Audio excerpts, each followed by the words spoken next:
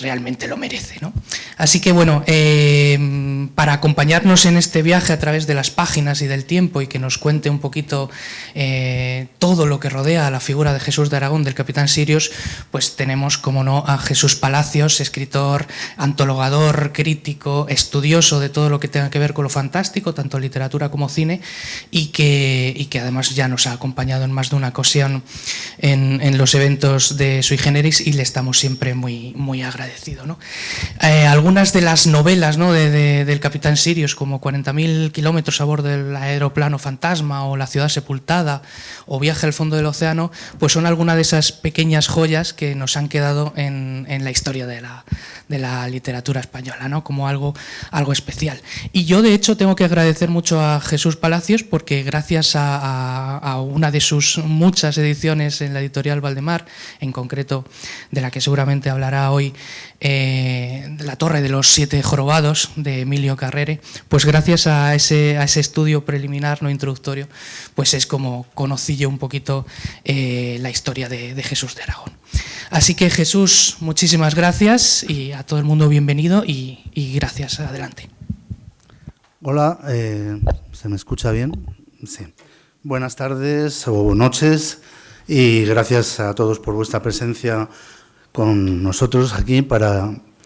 hablar de este personaje tan sugerente y, como bien decías, tan especial, ¿no? Agradecer también a Sui Generis que me dé la oportunidad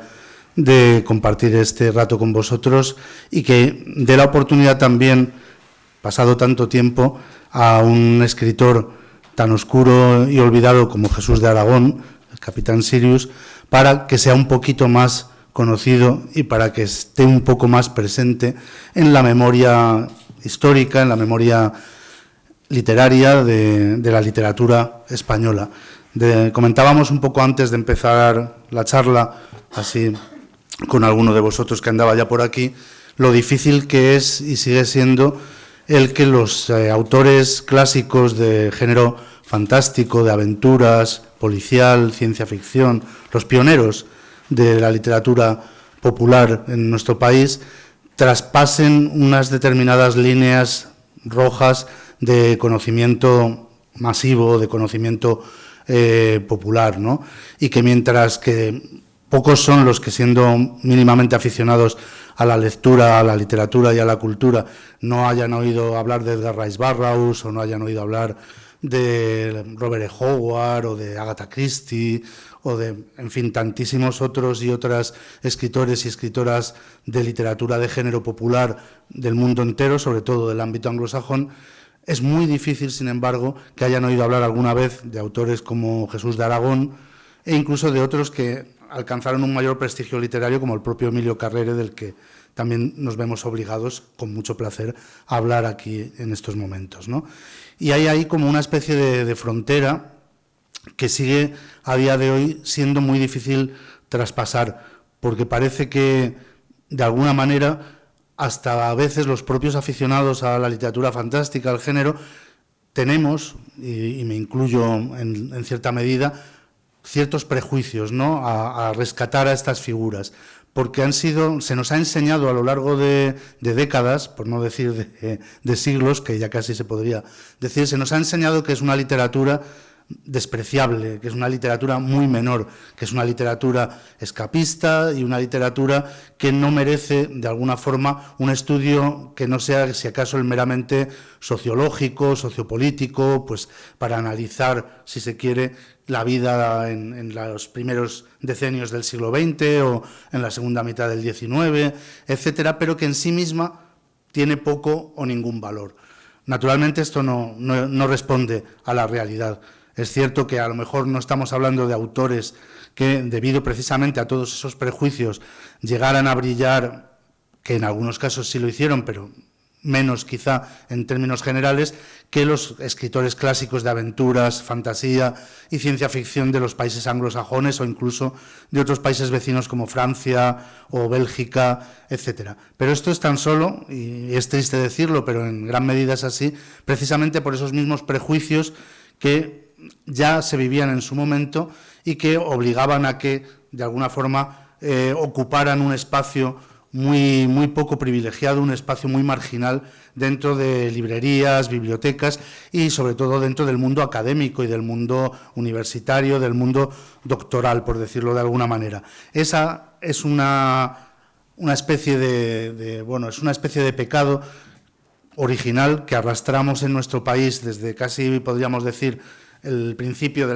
la modernidad y que, por desgracia, pues sigue estando ahí hasta cierto punto encostrado en nuestro inconsciente y muchas veces nos impide abordar a estos autores no solo con el rigor histórico, crítico que merecen, sino con el verdadero placer no culpable de leer buenas novelas de aventuras, buenas novelas de fantasía, que fueron pioneras en nuestro país de la introducción de estos géneros a los que, por desgracia, parece que somos tan poco afines o menos afines que otras culturas, que otros países, y que, sin embargo, ellos, pues, de forma insistente, a veces porque comían de ello, a veces también porque comiendo de ello les gustaba y querían hacer eso, lucharon a lo largo de su existencia para hacerse un hueco y hacerse un nombre y para conseguir que la literatura popular no sea sinónimo de literatura mala o de literatura de desecho. Y bueno, por eso es tan importante también actividades como esta dentro del marco de Sui Generis, en las que procuramos o intentamos rescatar de la oscuridad y del olvido figuras que yo creo que tienen mucho interés y que seguramente para muchos, si tenéis la oportunidad de leer alguna de sus mejores novelas, pues os vais a encontrar con una agradable sorpresa, siempre y cuando seáis también, pues lógicamente, capaces de contextualizar la época en que fue escrita, el estilo literario propio de aquellos años 20 y 30 españoles y en general, ¿no? Pero una vez superados esos prejuicios o esos problemas, por decirlo de alguna manera, siempre nos sorprende el encontrar una frescura y el encontrar una novela de aventuras en el sentido estricto del término, llena de peripecias, de inventiva, en la que, bueno, pues no está de más decir, como vamos a ver, repetir, que al fin y al cabo a Jesús de Aragón se le catalogó de forma más o menos artificial, pero no carente también de sentido, como el Julio Verne español. Y bueno, pues en cierto modo, sin llegar obviamente a las alturas del gran escritor francés, que al fin y al cabo fue uno de los inventores de la literatura moderna de ciencia ficción y de la literatura moderna en otros aspectos, pero sin embargo sí fue de esos escritores que supo sumarse de forma inteligente y de forma divertida a ese nuevo campo que habían abierto escritores como Julio Verne y después H.G. Wells, J.H. Rosny, Edgar Rice Burroughs mismamente, de lo que entonces se llamaba todavía novela de aventuras científicas, anticipación científica. Aquí en concreto nuestro autor y otros similares publicaban en la biblioteca novelesco-científica, es decir, estamos hablando de la auténtica prehistoria del género, cuando todavía ni siquiera el término ciencia ficción, a pesar de que ya existían las obras maestras de Wells, de Verne y de algunos otros autores como Villiers de L'Isle-Adam y otros, todavía no existía el término tal y como lo conocemos ahora y como, bueno, como sabéis algunos, como lo instauró el escritor americano Hugo Gernsback. Y bueno, una vez dicho ya esto, me parece que el título de la charla de hoy, lo de La sombra de Jesús de Aragón, es más que apropiado, no solo porque una de sus novelas más conocidas dentro del desconocimiento generalizado de su obra, sino también una de sus mejores novelas y de las más interesantes es La sombra blanca de Casarás, de la que hablaremos también un poquito más tarde. Y sobre todo porque se trata también de un caso flagrante de duplicidad, de autor perseguido por su sombra o de sombra perseguida por su autor, de personaje oscuro donde los haya, con una especie de desdoblamiento o casi multiplicidad de identidades y de personalidades, lo que hace y lo que ha hecho también muy difícil el estudio de su personalidad, de su vida, de su obra y de su relación con otros autores y escritores de la época. Lo primero que yo debo, en honor a la verdad, decir es que yo no soy ni mucho menos el máximo o el mayor experto en la obra ni en la vida de la figura de Jesús de Aragón, Capitán Sirius ni de esta época. Aquí seguramente quien debería estar es Agustín Jaureguizar, más conocido por su nombre de batalla de Augusto Uribe, que es quien realmente ha documentado a lo largo de muchísimos años de labor en fanzines, libros, introducciones, publicaciones de aficionados, charlas, etcétera, y actualmente muchos de sus textos y de sus obras se pueden encontrar también colgados en Internet. Él es quien abrió uno de las brechas fundamentales para dar a conocer a Jesús de Aragón, igual que también para dar a conocer a José de Lora y Gutiérrez, su antecesor en la biblioteca de novelesco-científica, y todos los grandes y pequeños pioneros de la ciencia ficción en la literatura española del siglo XIX e incluso anterior. Lo que pasa es que, bueno,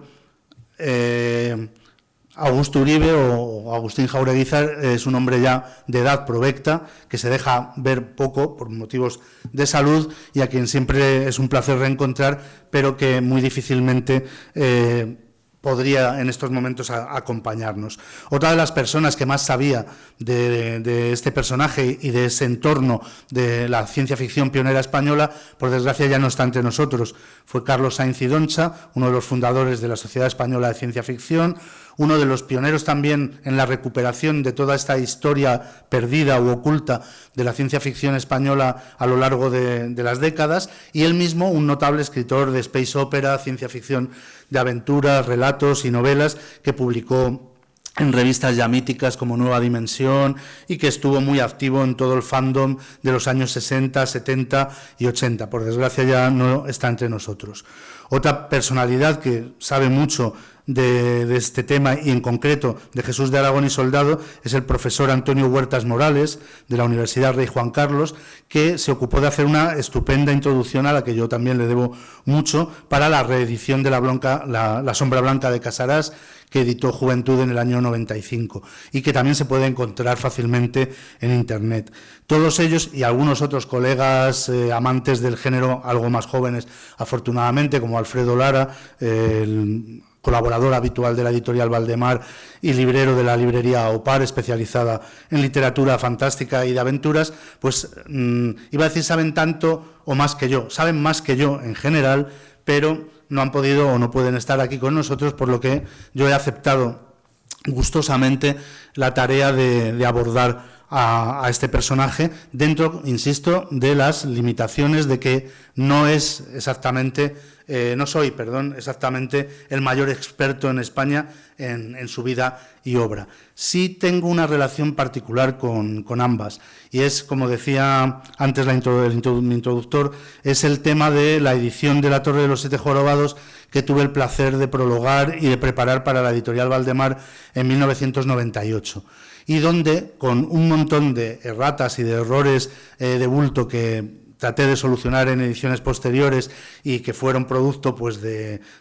mi ignorancia en el momento y de la dificultad para encontrar determinadas fuentes bibliográficas, pues a pesar de esos errores cometidos, sigo sintiéndome bastante orgulloso de esta edición, por ser la primera que se hacía de esta novela de Emilio Carrere, La Torre de los Siete Jorobados, que es pionera también del género fantástico, gótico, de terror, psicalíptico, pulp, de misterio y de todo lo que queráis y más en nuestro país, más conocida por su versión cinematográfica de 1944 que por la novela en sí misma, pero que, bueno, pues resulta que me llevó también de una manera tortuosa y sombría a descubrir por mi parte a Jesús de Aragón, porque precisamente había sido el autor que de una forma u otra fuera contratado por el editor original de La Torre de los Siete Jorobados, Palomeque, para completar aquellas partes de la novela que Emilio Carrere no había entregado. Es decir, hizo lo que en lenguaje vulgar llamamos en España de forma políticamente incorrecta, fue el negro de Emilio Carrere, o el ghostwriter, como dicen los anglosajones, que somos siempre más elegantes para estas cosas, ¿no? Y bueno, pues ahí es uno de los primeros elementos, digamos, ambiguos, misteriosos y sombríos que rodean a Jesús de Aragón, porque en un momento determinado se convirtió en un autor rescatado y más conocido por haber hecho de negro de otro autor más famoso, Emilio Carrere, que por su propia obra, que como vais a ver fue una obra bastante prolífica y notable en sí misma, ¿no? Y por otra parte, al mismo tiempo, proyectó también una sombra un tanto molesta, un tanto siniestra sobre la personalidad de Emilio Carrere, porque a nadie, bueno, parece que está muy mal visto eso de utilizar a otro para que termine, o en este caso no fue terminar, sino alargar la novela que has escrito, ¿no? De hecho, como digo, tengo que reconocer que mi primer balance de lo que había escrito Jesús de Aragón dentro de la obra de Emilio Carrere, de La Torre de los Siete Jorobados, fue erróneo y le atribuí más capítulos de los que realmente había escrito, porque en ese momento yo pensaba que la primera edición de La Torre de los Siete Jorobados había aparecido en 1923, cuando en realidad había aparecido en 1920. Son detalles que para los grandes expertos, para los filólogos, para los académicos son muy importantes, pero quizá no tanto para los lectores, ¿no? Y yo atribuía a Jesús de Aragón más capítulos del libro de Carrere de los que realmente había escrito, aunque, no obstante, después de otras muchas comprobaciones y estudios realizados por otros estudiosos como los señores Labrador y Sánchez del CSIC, etcétera, sigue habiendo un buen puñado de capítulos que parece inequívocamente que Jesús de Aragón escribió para concluir, para darle el volumen adecuado de páginas a La Torre de los Siete Jorobados de Carrere. Esto quiere decir que ninguno de los dos hizo nada mal, porque estamos además en una época, en la época en la que existía de verdad la literatura popular, en la que se escribía y se vendía y se publicaba mucho, y esto era una práctica bastante habitual entre todos los autores, grandes y pequeños, tanto lo de utilizar a veces escritores fantasmas para ayudarte a terminar la obra, como también el de reutilizar muchos textos anteriores, fundirlos en uno nuevo, cambiarles el título, etcétera. Entonces todo eso creó también una confusión de la que yo fui víctima al principio, sobre todo porque no tenía acceso a las fuentes que otros investigadores profesionales sí tenían. Yo lo hice todo de forma autodidacta y de forma como un aficionado al género, pero sin los recursos de estudio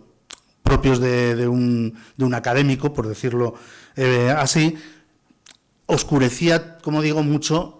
todo el asunto, ¿no? Era una auténtica novela de misterio sobre una novela de misterio. Poco a poco, entre estas aportaciones de los investigadores del CSIC y otros investigadores posteriores, estos autores que os he citado al principio, pues vamos teniendo una idea bastante clara de qué fue lo que aportó y lo que no, y cuáles fueron esas interacciones entre Jesús de Aragón y la novela de Emilio Carrere, que, como digo, lo que conforman es precisamente al final una obra excelente, una novela maravillosa, que es La Torre de los Siete Jorobados, totalmente también inédita y extraña dentro del panorama literario de nuestro país, no tanto en su momento, que también lo era, pero sí a la larga. Si miramos por encima, obviamente, la historia de la literatura española, son muy poquitos los ejemplos de novelas de aventuras, de novelas de terror fantásticas, con elementos de esoterismo, en este caso, de ocultismo. O sea, prácticamente La Torre de los Siete Jorobados es un thriller ocultista, es como el Código da Vinci español de los años 20, pero mucho mejor y más divertido, con mucho sentido del humor. Bueno, pues esa fue la clave, de alguna manera, por la que entré también a descubrir la obra de Jesús de Aragón y a valorar las aportaciones que ambos habían hecho. Vamos a empezar un poco con ese desentrañar, por decirlo así, el misterio en torno a La Torre de los Siete Jorobados, que es un poco lo que os he ido explicando, pero le vamos a dar un poquito más de cancha con una serie de imágenes, porque efectivamente, como os decía, lo que ocurrió fue que el redescubrimiento de La Torre de los Siete Jorobados hizo que se redescubriera también a Jesús de Aragón, pero sobre todo como negro de Emilio Carrere, lo cual en cierto modo era una injusticia. Por tanto, también me parece muy adecuado el estar aquí esta noche con vosotros para poner un poquito, por decirlo así, las cosas en su justo lugar, ¿no? Y reconocer todos los valores y reconocer todas las aportaciones. Bueno, estáis viendo desde hace un ratito que empecé la charla al autor, una de las pocas fotos que tenemos de Jesús de Aragón y Soldado, que que nació en Balsaín, en la provincia de Segovia, en San Ildefonso, en 1893. Es importante el dato de que nació en Balsaín, luego lo vais a ver, porque una de sus mejores novelas también sucede en este escenario de la Sierra de Segovia, entre Segovia, Madrid, la Sierra madrileña, etcétera, ¿no? Pero bueno, él vivió casi toda su vida en Madrid y de hecho vivió curiosamente muy cerca de la Cuesta de Moyano, que es donde seguramente he comprado más novelas suyas y donde más veces he ido, solía ir con mi padre,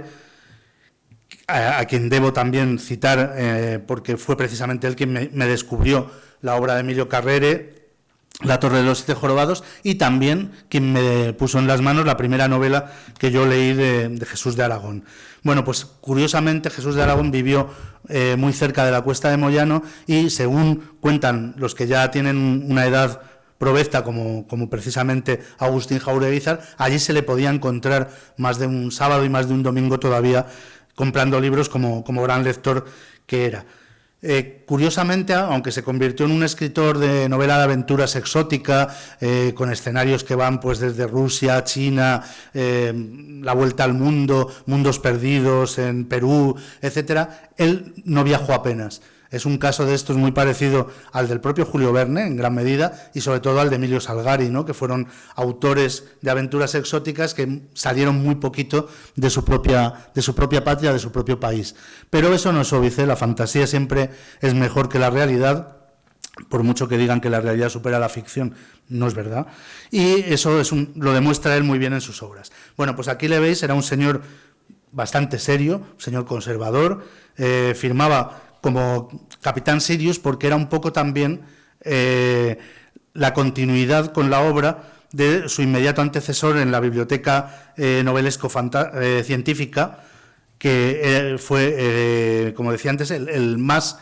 conocido, sobre todo porque hay unos premios con su nombre, Coronel Ignotus. José de Lola y Gutiérrez, que fue otro de los pioneros, incluso anterior a él, de la ciencia ficción en nuestro país, también a imagen y semejanza de Julio Verne, y que sin embargo, sí había sido militar y conocía bastante mundo, había estado en Estados Unidos y era un hombre más viajado. Pero en cualquier caso, ambos utilizaban seudónimos porque, como decía al principio, nunca ha vestido mucho en España ser un novelista de aventuras, de ciencia ficción, de misterio, policíaco, terror. Entonces, mejor tener una personalidad, otra sombra, como el Coronel Ignotus o el Capitán Sirius, que seguramente te va a hacer, por un lado, vender más, porque la gente somos así y los nombres bonitos nos atraen, como es lógico, y además también permitía jugar con el hecho de su nacionalidad, de no saber si estás leyendo a un autor español o a un autor francés, anglosajón, etcétera, ¿no? Y por otra parte protegía también su trabajo habitual, el resto de su producción literaria, que en el caso de Jesús de Aragón no fue muy afortunada, luego lo comentaremos un poco, pero bueno, él también trabajó como ingeniero, tenía una vida, tenía una mujer, hijos, etcétera, y seguramente prefería que no se supiera en muchos sitios que él era el autor de estas novelas. Bueno, pues ahí estáis viendo a este caballero español típico de la época, de los años 20 y 30, que era Jesús de Aragón y Soldado. Y esto es la portada de una novela de Emilio Carrere, que no es La Torre de los Siete Jorobados, sino Un crimen inverosímil. E ilustra muy bien lo que os estaba explicando antes. La Torre de los Siete Jorobados se publica en 1920 y en 1922 su autor, Emilio Carrere, publica Un crimen inverosímil, que en realidad es un capítulo largo, autoconclusivo, de La Torre de los Siete Jorobados, y que a mí en su momento me hizo pensar que era anterior a la novela. Yo pensé que este era uno de los originales sobre los que había trabajado posteriormente Jesús de Aragón. Y no era así, era un poco más bien a la inversa, pero es una muestra de lo confuso que es el mundo de la literatura popular, en este caso no solo española, ocurre lo mismo en todo el mundo en esas épocas en las que, como os digo, realmente la gente compraba y leía muchísima novela popular, novelas de Aduro, novelas las Penny Dreadfuls británicas, los pulps americanos, etcétera. Y era muy habitual que los autores que comían de estas cosas, pues reutilizaran constantemente sus textos. Entonces, aquí en Un crimen inverosímil te encuentras con el germen, en mi opinión, en aquel momento, de la Torre de los Siete Jorobados. En realidad no, te encuentras con la reutilización de varios capítulos de la Torre de los Siete Jorobados para volver a venderlo con otro título, que obviamente muchos lectores pues se llevarían alguna sorpresa al respecto. Esta es una portada maravillosa, fantástica, que me parecía de las mejores, de una edición de La Torre de los Siete Jorobados del año 1927 de la editorial Atlántida. Es para que también os deis cuenta de que fue una novela de muchísimo éxito. Fue literalmente un bestseller. Y sin embargo es una novela que hasta que en el año 1998 la rescatamos con la editorial Valdemar, no había vuelto a editarse desde los años 40, sí, prácticamente desde los años 40, en los que había salido alguna edición, incluso alguna edición aliviada de páginas, resumida, mal hecha, etcétera. Y en su momento, todo lo contrario, a lo largo de los años 20, 30 y 40, fue uno de los títulos más vendidos,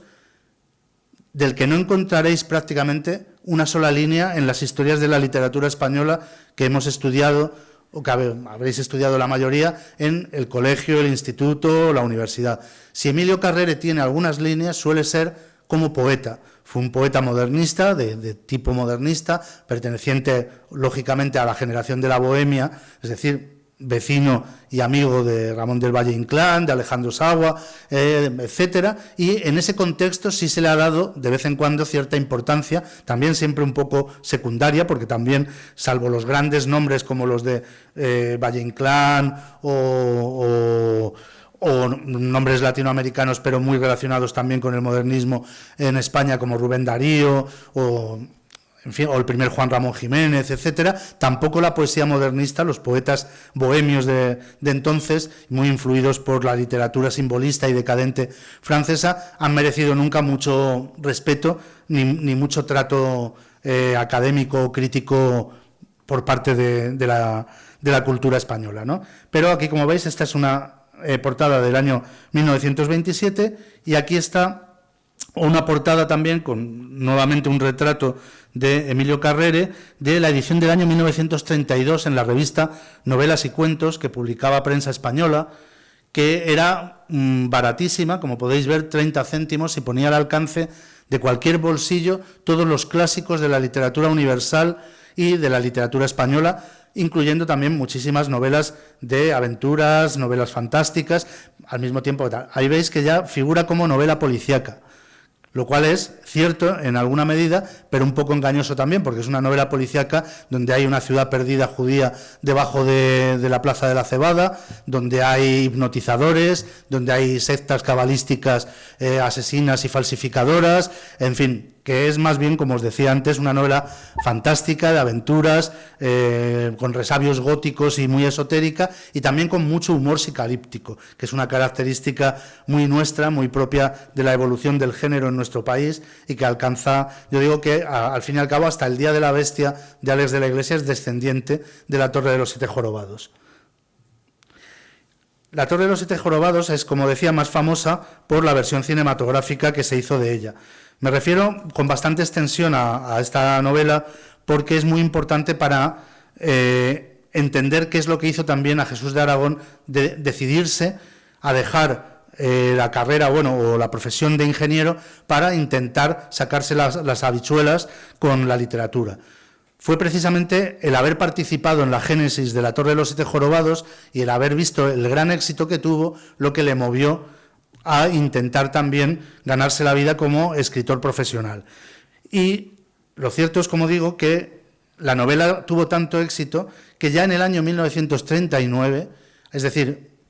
bastantes años antes de la película, de la famosa película de Edgar Neville, hubo un proyecto de llevarla a la pantalla. El problema, estáis viendo una ilustración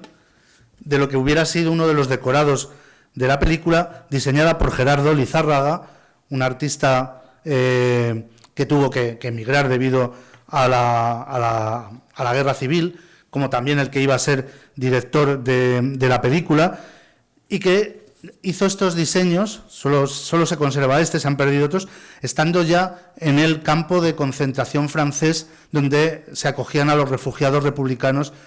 huidos de España. Allí todavía estaba en contacto con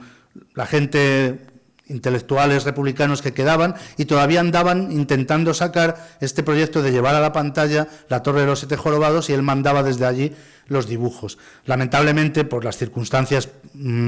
que os comentaba, ¿no?, y propias del momento, el proyecto se quedó en el aire. Tanto el teórico director de la película como el artista, Gerardo Lizárraga, eran republicanos y tuvieron que huir del país. Esta versión, o este intento de versión cinematográfica, no se sabía nada de él hasta que también unos maravillosos estudiosos del arte y de la literatura y, bueno, de la cultura española, Juan Zapater y Blanca Oria, lo redescubrieron.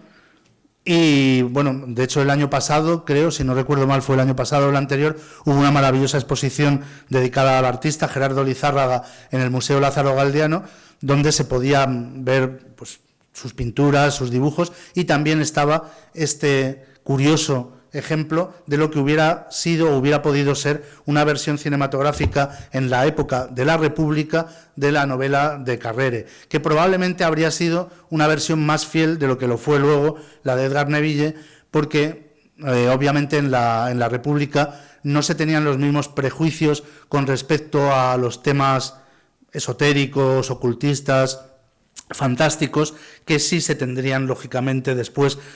sobre todo especialmente durante los primeros tiempos de la dictadura franquista y del nacionalcatolicismo. Pero bueno, esto es una curiosidad, ¿no? Y otra demostración de la enorme popularidad de que gozaba La Torre de los Siete Jorobados a lo largo de todas las décadas posteriores a su publicación. Este ya sí es el cartel de la versión oficial de La Torre de los Siete Jorobados, dirigida por Edgar Neville, uno de los grandes directores de la historia del cine español, escritor también el mismo, humorista, y bueno, pues sin duda uno de los pioneros también en hacer un tipo de cine popular, un tipo de cine que entroncaba tanto con los géneros como el policíaco, el fantástico, el misterio. Es autor también de otra joya del policíaco nacional, El crimen de la calle Bordadores, y al mismo tiempo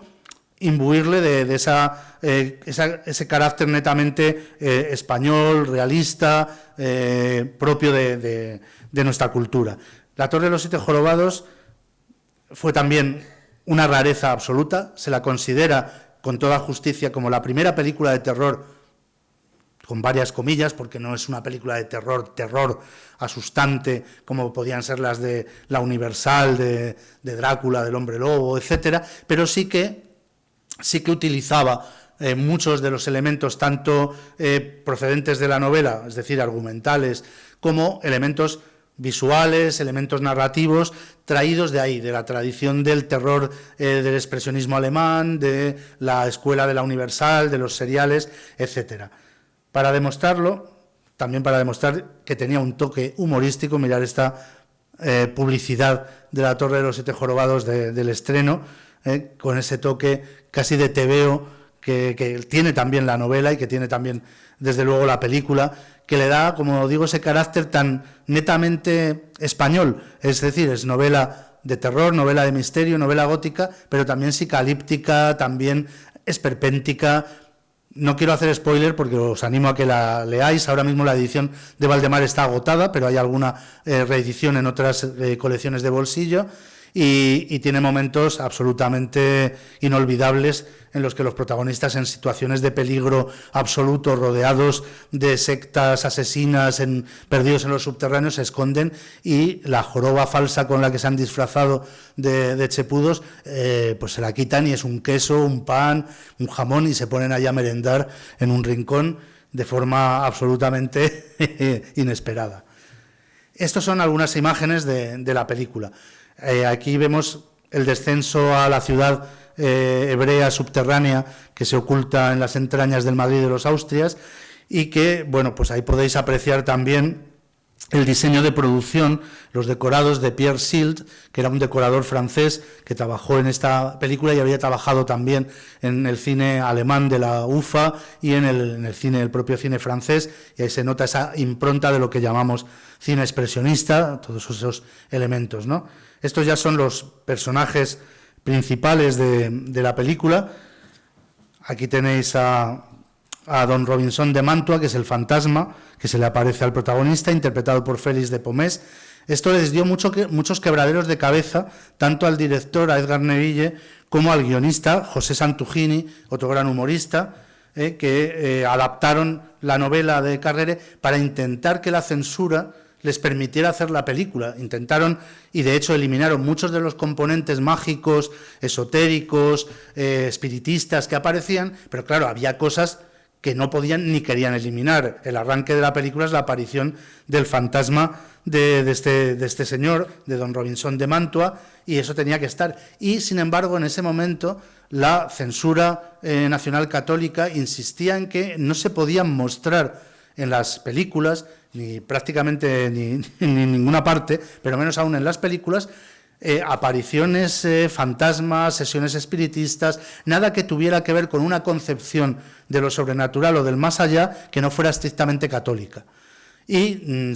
ateniéndose de forma absolutamente literal al contexto bíblico, se suponía que todo aquello relacionado con el mundo espiritual, los espíritus, la vida después de la muerte, la invocación de estos espíritus, es obra del diablo, es satánico y maligno. Y claro, este fantasma de don Robinson de Mantua es bueno. Entonces,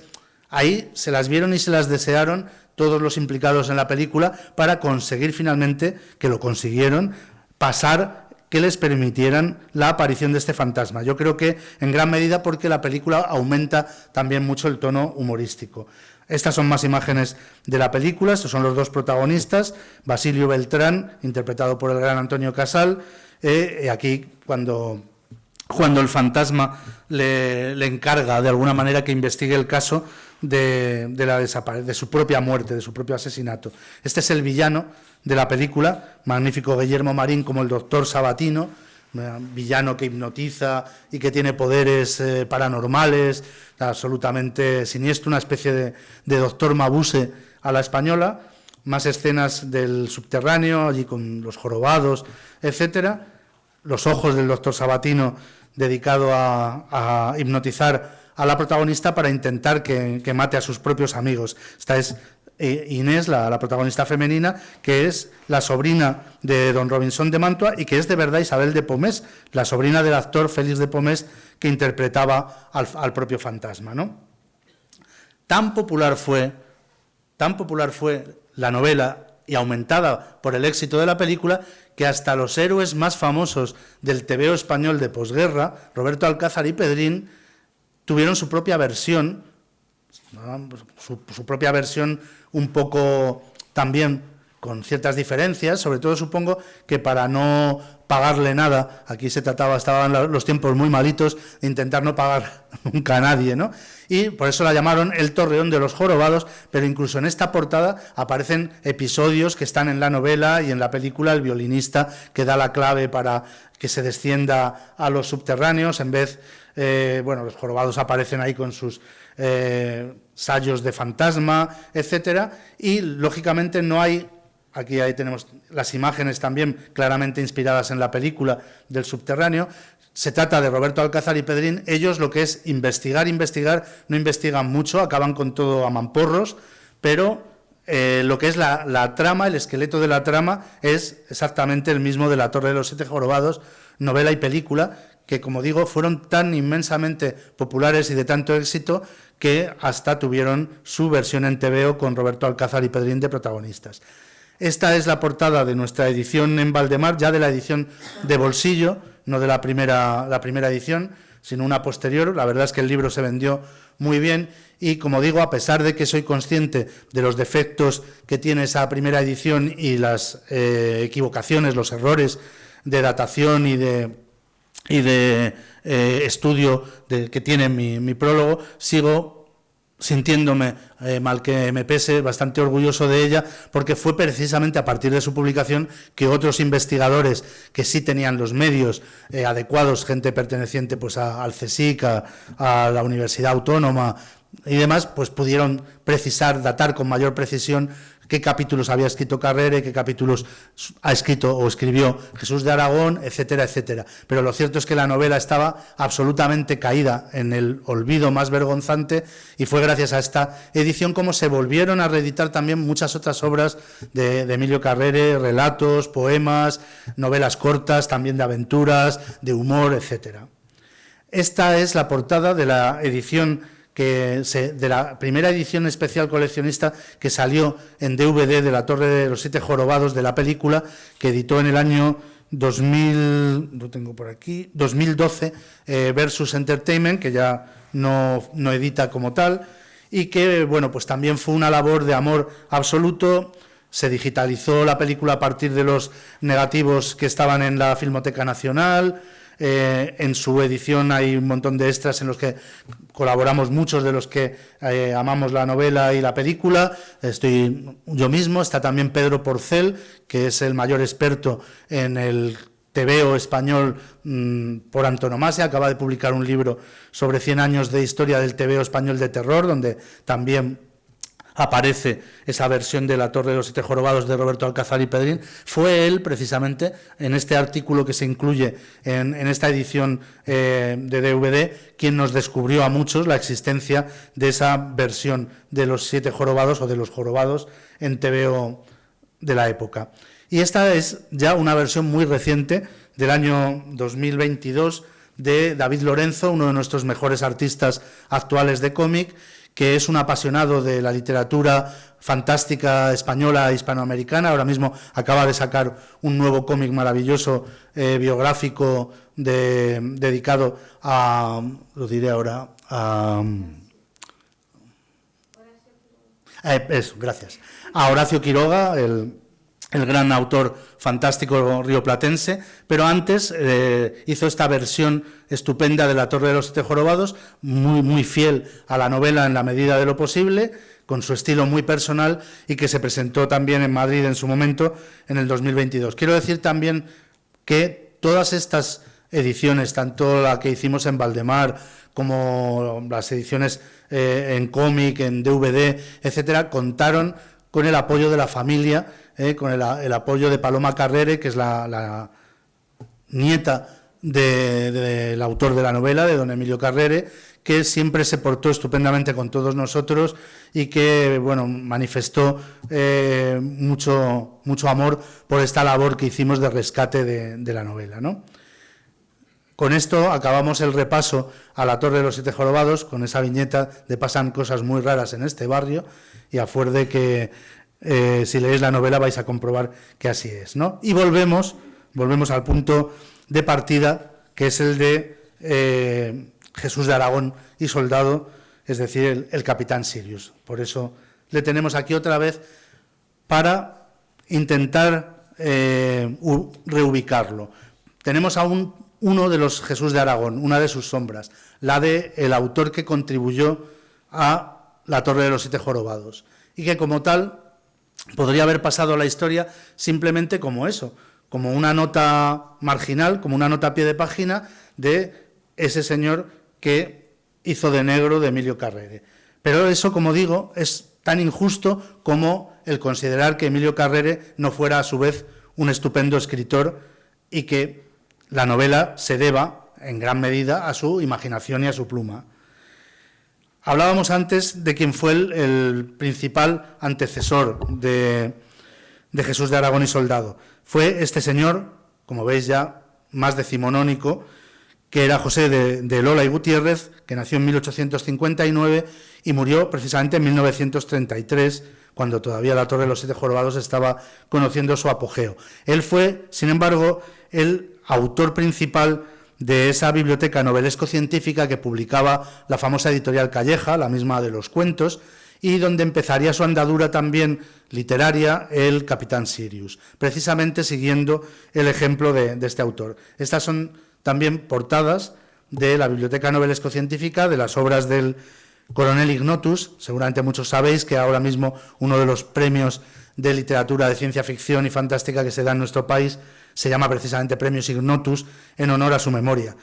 Quizá también, si diéramos un premio a la novela de aventuras fantástica, con el premio Sirius, también conseguiríamos que el nombre del capitán Sirius fuera más comentado y estuviera más presente, ¿no? Esta es otra portada de otra edición posterior. Como digo, estas colecciones no tenían apenas ningún prestigio literario y, desde luego, nunca habréis oído hablar de ellas en los libros de texto, pero se vendían mucho. Esta es una edición anterior y esta es posterior, porque se reeditaban constantemente. Incluso cuando después estas editoriales fueron desapareciendo, muchas de ellas fueron reeditadas por las editoriales de novela popular posteriores, ¿no? Y esta es la primera novela publicada, no la primera novela escrita por nuestro personaje, por Jesús de Aragón. Lo hizo, como digo, a tenor del éxito que estaba teniendo La Torre de los Siete Jorobados, lo bien que se le había dado adaptarse al estilo de Emilio Carrere y a ese mundo de aventuras, de misterio, de intriga, etcétera, y bueno, pues decidió seguir los pasos, como digo, del coronel Ignotus y empezar a publicar con la misma editorial, con la misma colección, una serie de novelas de aventuras fantásticas y fantacientíficas. La primera que escribió no fue esta, fue 40.000 kilómetros a bordo del aeroplano fantasma, pero por cosas de la editorial, la primera en aparecer fue esta, que escribió posteriormente, Viaje al fondo del océano. Este es mi primer encuentro, cuando debía tener 11 o 12 años, con el capitán Sirius. Esta novela estaba en la casa de mis padres, y yo creo que llegué incluso a leerla antes de leer Las 20.000 leguas de viaje submarino de Julio Verne, lo cual no deja de ser paradójico porque, obviamente, se trata de una especie de, por decirlo de alguna manera, homenaje, de una novela fundamentada en el mismo estilo y en el mismo tipo de narración y de aventura que nos muestra Verne en Las 20.000 leguas del viaje submarino. De hecho, asistimos también al viaje al fondo del mar de sus protagonistas. Hay un personaje muy similar al capitán Nemo, y también anda por ahí la Atlántida, a la que el propio capitán Sirius volverá. La portada, que es maravillosa, es de, si no recuerdo mal, porque se puede ver ahí la firma, pero mejor, debo tener por aquí anotado, creo que es de Máximo Ramos, que fue uno de los artistas ilustradores de la época. Esto es otra de las maravillas que nos ofrece los pioneros de la literatura fantástica y de aventuras española. Las ediciones son, iba a decir impagables, la verdad es que se pueden pagar, algunas se pueden pagar mucho en internet, otras a veces con suerte en los mercadillos, en las librerías de viejo, de segunda mano, en el Rastro y en la Cuesta de Moyano, todavía se pueden encontrar a precios muy asequibles. Pero aparte de eso tenían toda esa maravillosa textura y ese acompañamiento de la novela popular de entonces, que son las portadas, las ilustraciones interiores, hechas pues por enormes artistas de la ilustración española, como Máximo Ramos, como Vinyals, como Boquet, como Longoria. Todos ellos ilustraron las obras no solo del capitán Sirius, sino de muchos otros autores, también extranjeros, las primeras ediciones de las novelas de Agatha Christie, de Fu Manchu, de Charlie Chan, etcétera. Todas ellas están maravillosamente ilustradas por artistas españoles casi tan olvidados o más como los propios escritores de la época, ¿no? Esta es una de las portadas originales de la primera novela escrita, segunda publicada en la colección, 40.000 kilómetros a bordo del aeroplano fantasma, ambas publicadas en 1924, y también un gran éxito, como veis, aquí está esta reedición muy posterior, ya de los años 40, de 40.000 kilómetros a bordo del aeroplano fantasma, por la editorial Juventud. ¿Qué pasó? Que la colección de la Biblioteca Novelesco-Científica dejó de ser editada por Calleja, por la editorial Calleja,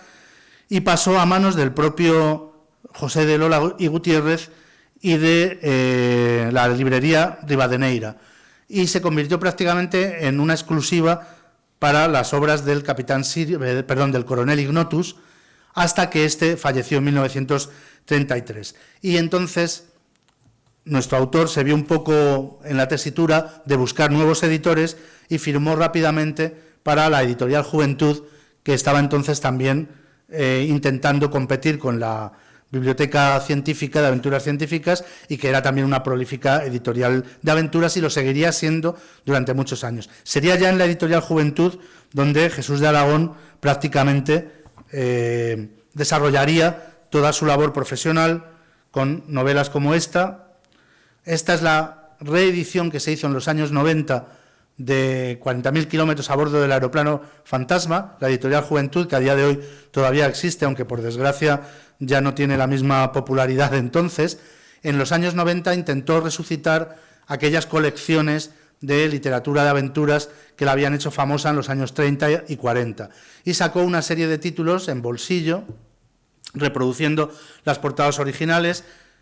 y por desgracia también con poco éxito. Sin embargo, fue también gracias a estas ediciones, a las que hizo de las novelas de Jesús de Aragón y de algunas otras, como precisamente tuvimos la oportunidad de redescubrirlo y de también documentar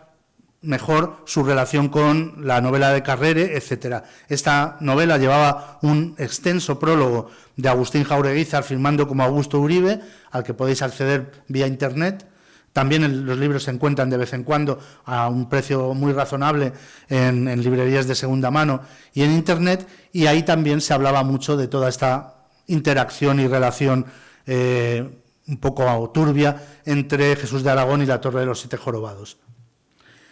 Esta es otra de las novelas de Jesús de Aragón, la continuación de los 40.000, Los Piratas del Aire, en una edición ¿de qué año es esta edición? Del año 1929, también maravillosa portada. Aquí tenemos una de las novelas más curiosas del autor. Aquí se lanzó totalmente al terreno de la aventura fantascientífica, y en una extraña aventura de amor en la luna, que se publicó también en 1929, digamos que su fuente de inspiración, en lugar de ser Julio Verne o Salgari, en lugar de ser más bien ese tipo de anticipación científica, geográfica, con mucho de aventura exótica y también con mucha información, eran novelas a imagen y semejanza de las de Verne, muy divulgativas, en las que siempre se introducían elementos, digamos que enciclopédicos, elementos documentales, elementos que las hacían también muy atractivas para un público que, imaginaros en aquella época, las poquísimas posibilidades que tenía el lector español, tanto de los años 20 como muchísimo más todavía en la posguerra, de viajar a lugares no ya exóticos, sino simplemente de visitar Inglaterra, Francia, Italia o donde fuera, ¿no? En cualquier caso, a la Luna siempre nos va a ser difícil ir, salvo que tengamos algún plan secreto con algún consorcio millonario para huir del planeta, pero aparte, en este caso, como digo, él decidió dejar de lado ese tipo de narrativa más geográfica para lanzarse de lleno a la fantasía espacial. Y su fuente de inspiración, obviamente, fue las obras de Edgar Rice Burroughs, Una princesa de Marte, y todo el ciclo marciano de John Carter, que se había publicado originalmente en 1912 en Estados Unidos y que también se había hecho muy popular en nuestro país. Aunque Edgar Rice Burroughs es más conocido en general por Tarzán, también obviamente es uno de los grandes pioneros de la ciencia ficción, sobre todo de la ciencia ficción de aventuras, de fantasía, lo que llamamos a veces espada y planeta, es War and Planet, y a veces space opera, ópera espacial, y vamos, que sin Edgar Rice Burroughs no habrían existido ni Flash Gordon ni la Guerra de las Galaxias. Y aquí Jesús de Aragón se lanzó a esa piscina espacial con una delirante aventura en la Luna, con princesas selenitas, persecuciones, batallas, etcétera, que es bastante atípica, dentro de su producción. La ciudad sepultada, del año también 29, el año 29 fue un año tremendamente prolífico, pero es que tenía que ser así para escritores como Jesús de Aragón. Era tanto escribo y tanto publico, tanto como y come mi familia, porque él, y esto es interesante decirlo, había intentado también triunfar en aquello de la novela seria, en la novela no de género, no fantástica y con su propio nombre. De hecho, uno de los aspectos más curiosos, ¿no?, de estas sombras que persiguen al capitán Sirius a lo largo de su vida es que él hubiera podido ser un escritor de novela, digamos que realista o de novela tradicional. Por su primera obra literaria, Lola, era una novela de índole romántica y que reflejaba sobre todo su experiencia, la experiencia de cómo había conocido a su esposa, también se llamaba Lola, y esta novela, curiosamente, la consiguió vender a un editor húngaro y se publicó en Hungría, pero nunca llegó a ver la luz en castellano. Y es más, él acabó muy enfadado porque el editor húngaro jamás le pagó un céntimo de la edición. Escribió otra novela también de tipo realista, Enrique, basada en las experiencias de un familiar suyo, un tío que era masón, y la novela tenía que ver con la masonería, etcétera, pero ya esta quedó totalmente en el cajón. Y posteriormente, de estas cosas que uno no sabe si decir lo entiendo o enfadarse mucho, la familia decidió destruir estos manuscritos porque eran novelas muy autobiográficas que implicaban tanto a la esposa y a los hijos del propio autor como a otros familiares, en el caso de la novela esta masónica, Enrique, y bueno, pues en estas cosas típicas de la posguerra también, de no querer a lo mejor correr ningún tipo de riesgo de levantar ampollas y demás, pues acabaron por destruir los manuscritos de estas novelas, con lo cual jamás sabremos esa otra sombra que proyectaba a Jesús de Aragón como escritor realista, como escritor normal, de novela a novela, a qué le hubiera llevado o qué calidades literarias tenía o qué podía incluso descubrirnos de la sociedad de su época. A mí me intriga particularmente lo de la novela sobre su tío el masón, que vamos a hacer, ¿no? Pero no pudo ser. Y ahí está otro de esos dobles que le acompañaron siempre. El negro de Emilio Carrere, el autor realista publicado en Hungría, que nunca vio la luz en castellano, y el capitán Sirius, que a veces, sobre todo, más que nada en la primera o las dos primeras novelas, firmaba también como J. de Nogara, que como se aprecia fácilmente es simplemente un acrónimo de su propio nombre, Jesús de Aragón, dado a la vuelta más o menos, pero bueno, pues al final se tuvo que conformar con ser un autor durante estos años 20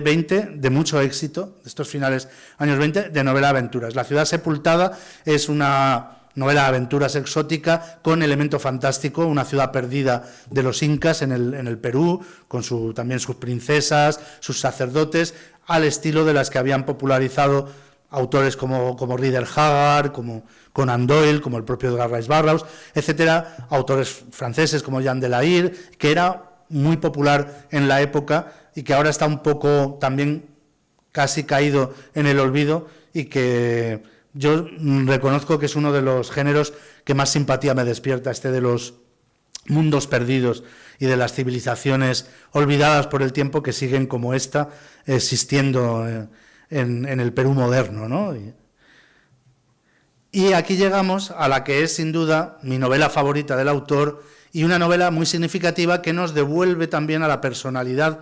de ese autor que contribuyó a La Torre de los Siete Jorobados. La Sombra Blanca de Casarás es atípica dentro de la producción de Jesús de Aragón. Aparece en 1931, es ya una de sus últimas novelas, todavía publicará varias más, pero es atípica porque es una novela totalmente fantástica, gótica, de misterio, incluso podríamos decir hasta cierto punto de terror, en el mismo sentido que lo decíamos de La Torre de los Siete Jorobados, aunque aquí incluso es un poco más arriesgada de lo que fue sobre todo la película de La Torre de los Siete Jorobados, y los elementos sobrenaturales,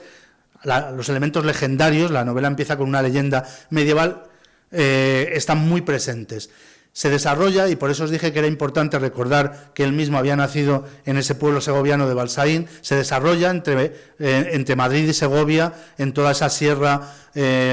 frondosa y maravillosa, y lo que buscan ahí los personajes que deben mucho a los personajes de la Torre de los Siete Jorobados. Ahí es donde también se nota las influencias mutuas entre el mundo de Carrere y el mundo de Jesús de Aragón. Estos personajes buscan ni más ni menos que el tesoro secreto de los templarios. Y esto es cierto, lo comenta uno de los expertos a los que me refería al principio, el profesor Antonio Huertas Morales, en su texto prologando la novela, y que también ha sido publicado en Internet.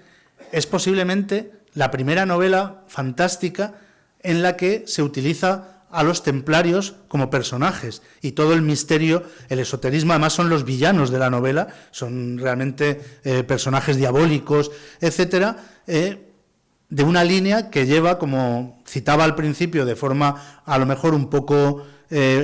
irónica, pero que de verdad nos lleva hasta novelas como El Código da Vinci, y hasta todas estas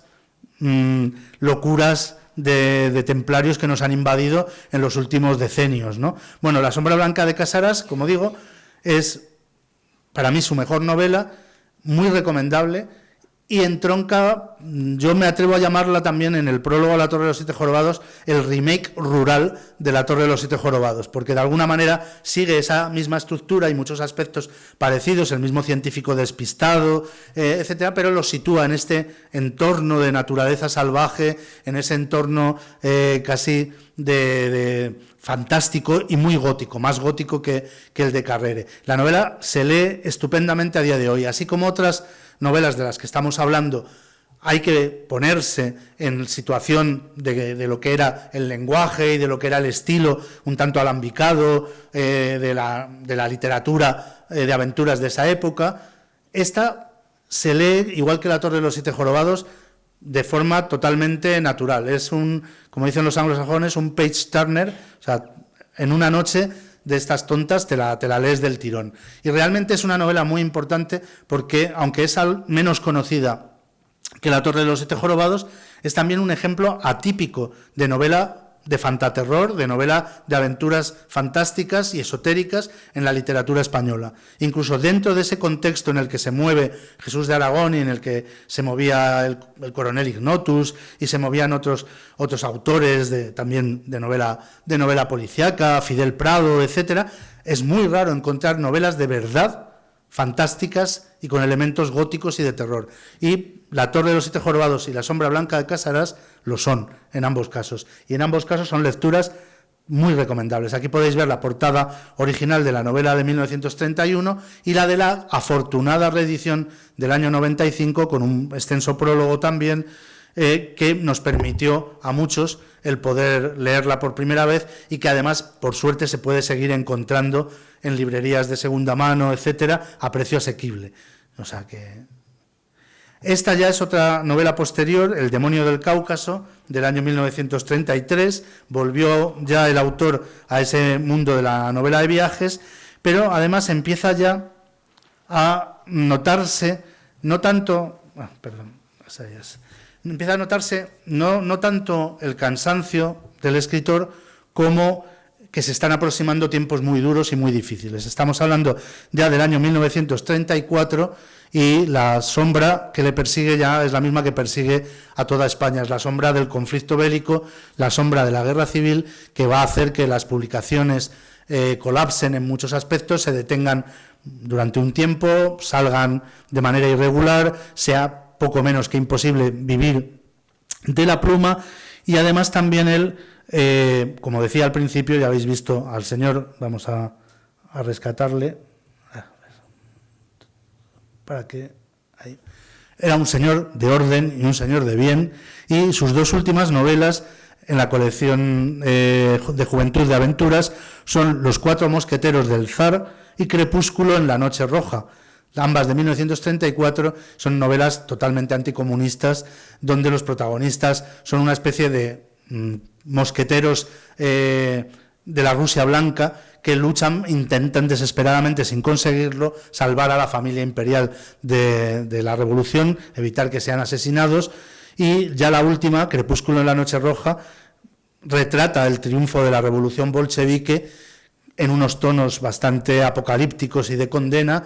que reflejan también el miedo mismo que él debía sentir ante el camino que estaba tomando la Segunda República Española y las sombras amenazadoras de revolución o de rebelión nacional que acechaban, ¿no? Y ahí, bueno, pues ahí acabó la carrera literaria de Jesús de Aragón, porque luego, después de la posguerra, él siguió trabajando, siguió editando, pero ya nunca más volvió a escribir novela. De hecho, por aquí, en algún sitio de mi propio prólogo, por citarme... Sí. Nunca retornó a la literatura, convirtiéndose en profesor del Centro Español de Estudios por Correspondencia, el CEAC, que algunos, o el CEEC, que algunos seguramente todavía recordaremos. Si no recuerdo mal, creo que intenté estudiar para detective privado por el Centro Español de Estudios por Correspondencia. Afortunadamente no aprobé. Trabajando como traductor para la editorial Aguilar, una de las grandes editoriales de la época, y llegó a hacer una cosa tan poco fantástica y aventurera como recopilar una enciclopedia de administración y contabilidad. Falleció el 19 de abril de 1973 sin volver jamás a escribir una novela de aquellas que le habían dado el nombre, el epíteto del Julio Verne español, como también les pasó a muchos otros contemporáneos. Por desgracia, incluso él debió notar que la España del franquismo era muy poco propicia al género fantástico y de aventuras, mucho menos de lo que lo había sido la España anterior de la Bohemia, de la República, donde sí que había abundado en mayor o menor medida ese tipo de literatura. Y bueno, pues ya no me queda más remedio que ir terminando, me dicen, y lo voy a hacer con un par de frases que reivindican la figura de este escritor, que a mí también y a todos nosotros nos sirve para reivindicar a toda esa generación de autores, a todos esos escritores pioneros de la literatura fantástica, de terror, ciencia ficción, criminal, policíaca y de aventuras, que están hoy tremendamente olvidados, ¿no? El profesor que os citaba antes, Antonio Huerta, refiriéndose a La sombra blanca de Casaras, dice así: Jesús de Aragón escribió la primera novela fantástica sobre los Commilitones Christi, es decir, los templarios, originalidad especialmente relevante. Y cierto es, cuando ahora se ha convertido en un género de éxito internacional, y quien no tiene una novela de templarios no ha escrito nada, como quien dice. Y después una frase también de Augusto Uribe, de Agustín Jauregui, que dice así: Jesús de Aragón fue un gran escritor, que de haber escrito en francés o en inglés, hoy figuraría en los libros que recogen la historia del género de aventuras. Y eso es tal cual. Desdichadamente, a día de hoy todavía es muy difícil que las nuevas generaciones, incluso de amantes de la literatura fantástica, de aventuras, de ciencia ficción y de terror, dediquen un ratito del tiempo que pierden en Internet, que pasan pegados al ordenador, a la tablet o al móvil, a buscar incluso en esa misma Internet, donde hay muchas novelas de estos autores y muchas novelas del propio Jesús de Aragón colgadas gratuitamente, que dediquen ese tiempo a leerlos, a recuperar sus mundos y a descubrir así que la literatura fantástica española no se inventó ayer. Y yo creo que con eso pues terminamos esta charla, esperando no haberos aburrido demasiado y haber despertado vuestro interés. Gracias a todos.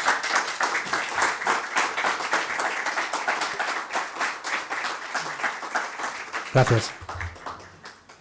Muchísimas gracias, Jesús. Tenemos unos pequeños minutos por si hay alguna pregunta del público o si surge alguna sugerencia o... Muchas gracias por esta pequeña charla. He disfrutado un montón. Quería preguntarte si tienes alguna referencia que nos puedas dar de una novela de este autor que se titula El continente aéreo. Si nos puedes contar alguna cosita. ¿Has oído hablar de esta novela? Porque yo la he leído y cuando has estado contando las novelas la he echado en falta. Digo, a lo mejor no tiene la importancia de las otras. Si nos puedes contar un poquito. No, simplemente es una de las que yo no he leído y es, yo creo que reviste la misma importancia. No he citado todas para no abundar demasiado en ella, pero bueno, si tú mismo, que además la has leído, nos puedes contar algo y decirnos cuál fue tu experiencia, pues yo creo que mejor todavía. Bueno, pues a mí me gustó, se me hizo más o menos amena. Es verdad que es más larga y no te la lees tan del tirón como La Torre de los Siete Jorobados, esto que es mucho más. La Torre de los Siete Jorobados en un pispás, ya te la has leído. Esta, pues tardé un poquito más, pero sí que me gustó. Era una novela, yo creo que el estilo de Julio Verne, con aventuras en la que una serie de personajes que eran un grupo, no quiero contar demasiado, claro, en la que eran un grupo de aventureros, pues acaban encontrándose de forma más o menos fortuita en una enorme superficie flotante, en un continente aéreo que tiene pues otras normas y otro, digamos, un mundo en el aire, ¿no? Lo dejamos ahí. Bien, pues muchas gracias por tu aportación. Creo que eso es lo importante, lo que hay que hacer, leerle.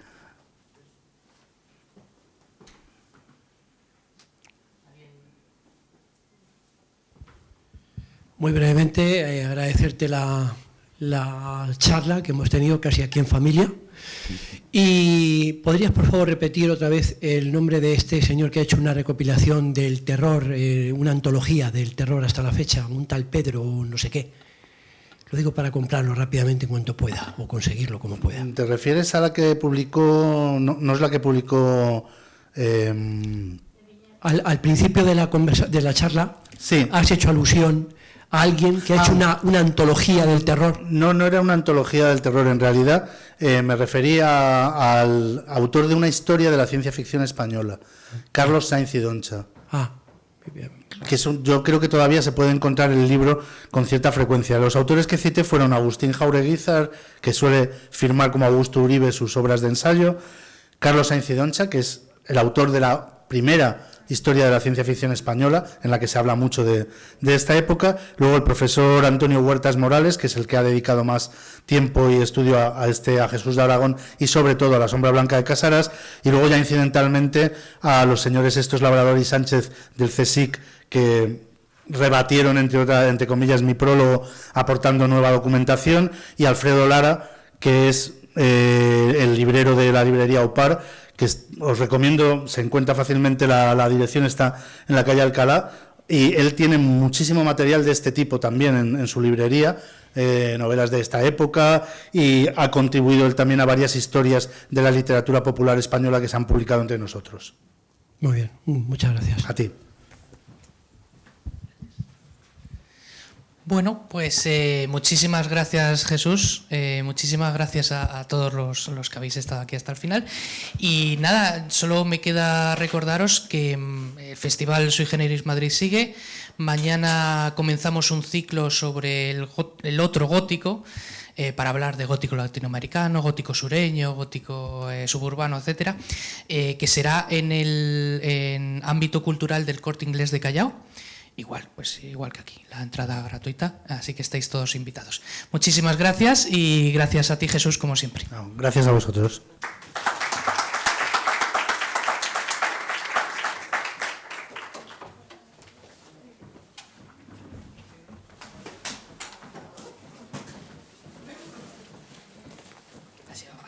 Sí, ha estado bien. Sí. No las tenía todas conmigo, porque eso no las he leído todas. Alguna la leí hace mucho. Sí, tenía el tema ahí un poco así. Pero... No, pero a mí me gusta muchísimo. ¿Cuánto sería más o menos el porcentaje que llevo a escribir de la menos de lo que yo creía.